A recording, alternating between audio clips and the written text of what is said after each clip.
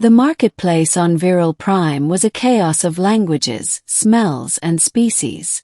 Floating carts hummed between rows of shimmering stalls, some offering fruits the size of footballs, others selling insects still wriggling in their cages. It was a place where deals were made in teeth, favors, and sometimes blood. But amid the rush, a lone human named Jared Mitchell strolled with his hands in his pockets, trying to blend in. Earth had joined the Galactic Concordia only a decade ago, and humans were still seen as quaint newcomers. Too soft, too sentimental. Jared, a systems tech assigned to a diplomatic station on Viral Prime, had been wandering the local bazaar in his downtime, looking for spare parts and perhaps something interesting to take home. He paused beside a vendor selling coils of iridescent wire and half-functioning translator implants when a gentle tug on his sleeve made him turn. It was a child, at least he thought it was a child. She stood no taller than his waist, covered in downy green fur. Her black eyes enormous and shimmering like polished obsidian. A bony tail curled protectively around her leg, and her clothes were little more than tattered scraps. She looked up at him, wide-eyed and silent. Then, with the tiniest of gestures, she touched her stomach and let out a soft chirp. The meaning was universal. Hunger. Jared frowned and glanced around. There were no adults nearby. The crowd moved past them without a second glance. He'd heard stories about pickpocket gangs using kids as bait. But something about the girl's trembling lower lip and her painfully thin limbs stirred something inside him. He crouched, offering a warm smile. "Hey, kiddo. You hungry?" She chirped again, her eyes locked on his hand. Jared patted his pockets. No food except. He pulled out a small foil-wrapped square, a piece of earth-made dark chocolate. A treat he'd been saving since the long voyage. It was the last one. He hesitated, then shrugged. "What the hell?" He unwrapped it slowly, snapped the square in half, and offered her the larger piece. She took it delicately with both hands, sniffed it, then bit down and froze. Her eyes grew impossibly wide. Her entire posture changed. Her ears perked, her tail uncurled, and her tiny claws clutched the chocolate like treasure. She chirped again, longer this time, a rising note of joy and disbelief, and devoured it. Jared chuckled. "Guess that was a hit, huh?" She nodded rapidly and then, unexpectedly, threw her arms around him in a brief, tight hug. Her fur was soft, and she smelled like stardust and tree sap.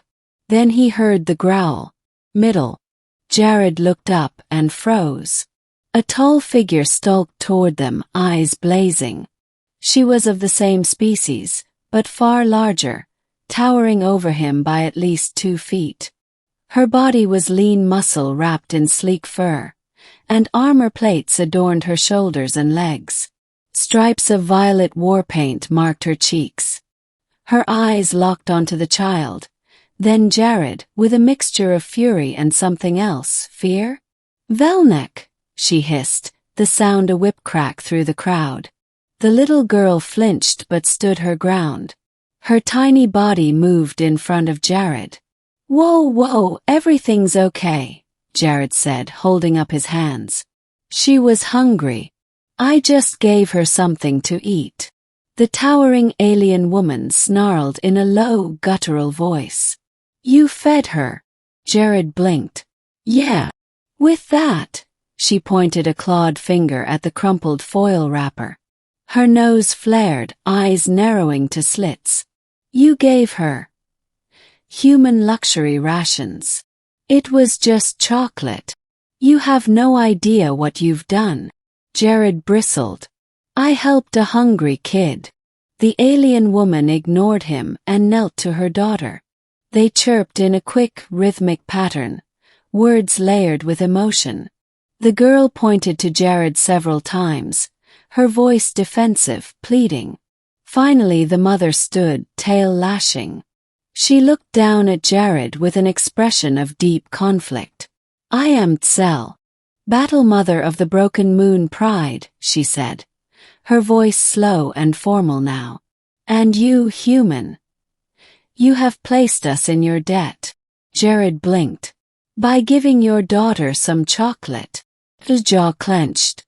Among my kind, food shared with the vulnerable, without asking for return, has meaning. This sweet gift ritual is ancient, sacred. By giving her your ration without coercion, in a moment of hunger and need, you performed what we call a bond offer. He frowned. Bond? His gaze was piercing. She is of bondable age. Our culture recognizes what you did as an offer of alliance, of trust. Some would say even of intention.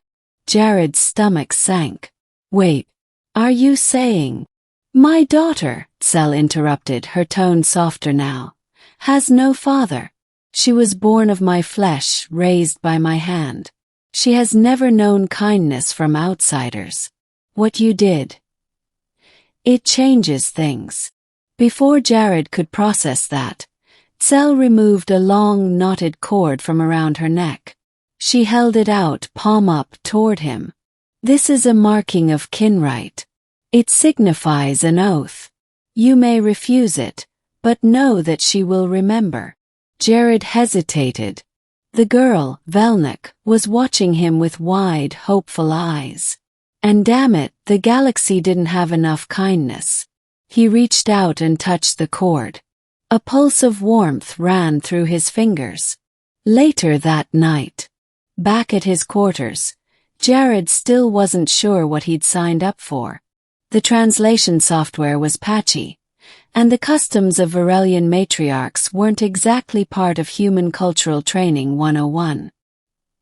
He logged a private message to Earth's diplomatic corps, trying to explain the situation without sounding insane. Then he sat on his bed, holding the knotted cord. A soft chime startled him. He opened the door and blinked. Tsel stood there with Velnik in tow.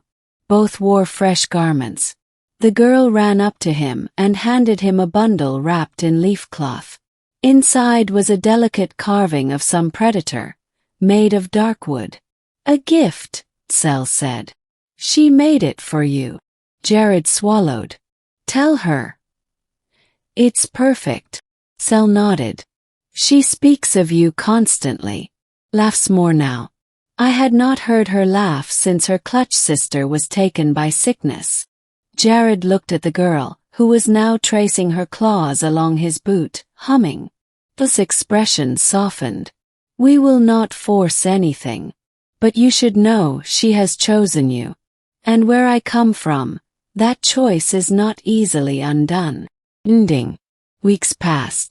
What began as a surreal misunderstanding became something surprisingly real.